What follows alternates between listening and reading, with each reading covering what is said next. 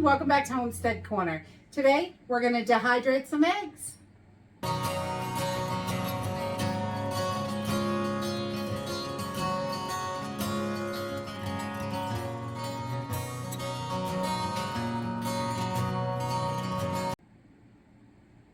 So I was just getting ready to throw a batch of eggs in the dehydrator, and I thought I would bring you guys along. This is another really simple, easy project.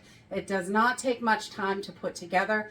Just wait on the dehydrator to do its work, and then you've got eggs that are shelf stable, which are wonderful. This is about 3 dozen eggs in this quart-sized jar. It's not quite full. I do not seal them up immediately when I take them out of the dehydrator. I want to make sure that everything is nice and dry and nothing is clumping inside.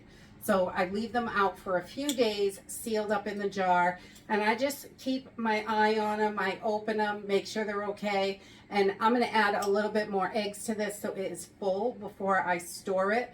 And once I know that everything is nice and dry and I don't have any issues, I can vacuum seal this and get it into the pantry so we have it for a few years.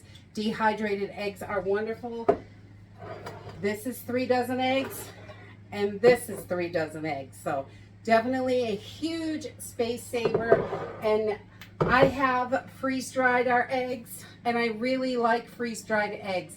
But the cost of electricity, it really has made a big difference in the way I'm doing things.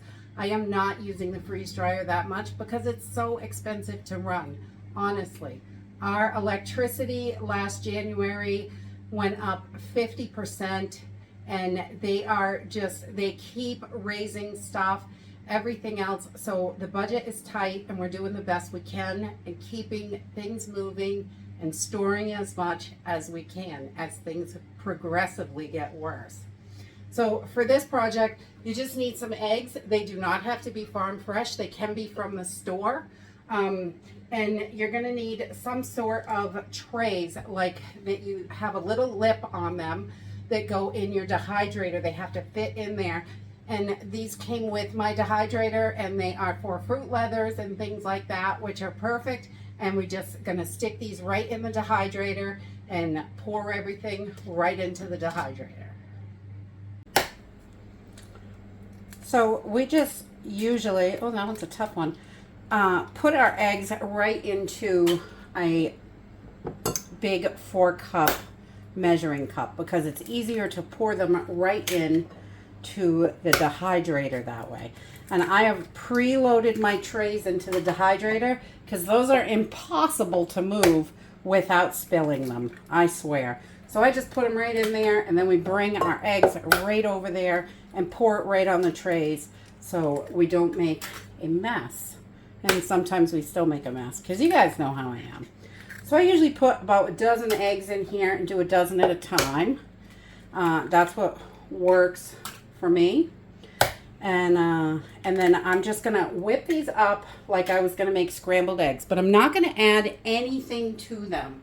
I just want eggs in here, and that way when we get ready to use these, I can just mix them up and rehydrate them, and I can put them into anything I'm baking. I can make scrambled eggs with them. The only thing you really can't do with them is make fried eggs. Well, you know, because they're not whole. And I have tried water glassing eggs, but I do not love the consistency when they come out. And they take up a lot of space when you water glass eggs. So really, that's it. We're just gonna get these mixed up so they're nice and mixed. Move that over here. And we're gonna bring this over to the dehydrator. That's our eggs, ready to go. Okay, so once we have all our eggs mixed, once we've got a cup full, then I come over and I pull my trays out. But you want to be really careful because these are flopping around a little bit. You want to hold it so it's level and pour your egg mixture nice and slow. You want a nice thin layer.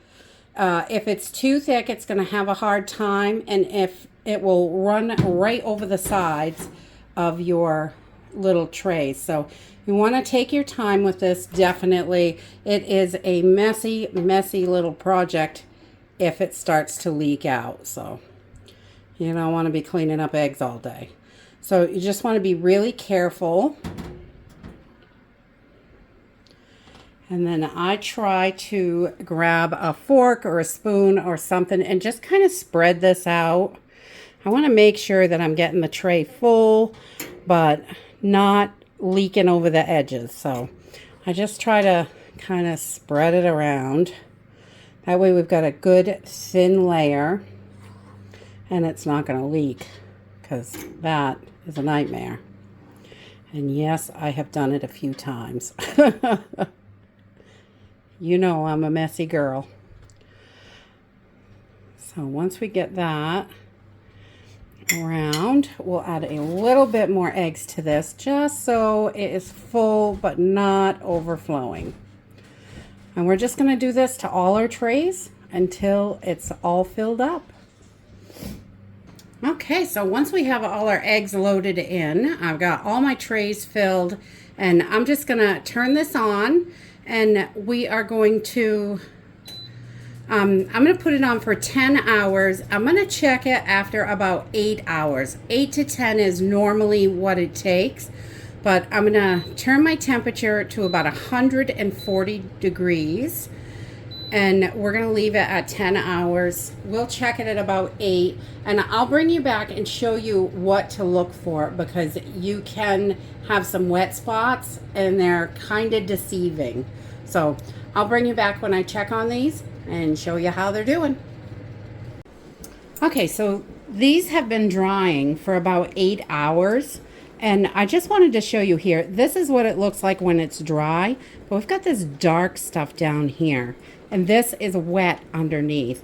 So I just take a little fork or something and pull this up and flip it over so we can get all this wet stuff. We don't want to wreck our eggs, and we want to make sure that all of this is dry. So I'm just going to take this and flip it over in here so that can dry up. And we're going to let this go for a couple more hours just to make sure everything is dry. Okay, so once everything is completely dry, you want to make sure there's no moisture in here and it is crackling. And we've got some nice pieces here. To get this to a powder form, I am just going to scoop this up and stick it right into my blender. You can use a food processor or whatever little chopper you have that will make a powder. So that's all you really need. So we're just going to scoop this right in to our blender, and we are going to have some beautiful eggs here. And I always just kind of pull it over because it's a mess. This can definitely be a messy project, especially if your eggs leak, or I had eggs all over the floor. That's fun to clean. But it comes off pretty easy. I use just a scraper for the stuff that sticks a little, and it just comes right up. And to blend these, I go just as little as possible. I just do a couple of pulses until we get a nice powder, and then that's it. We don't want to heat this up at all, and if you run your blender too long, it will heat up. So I just do quick pulses.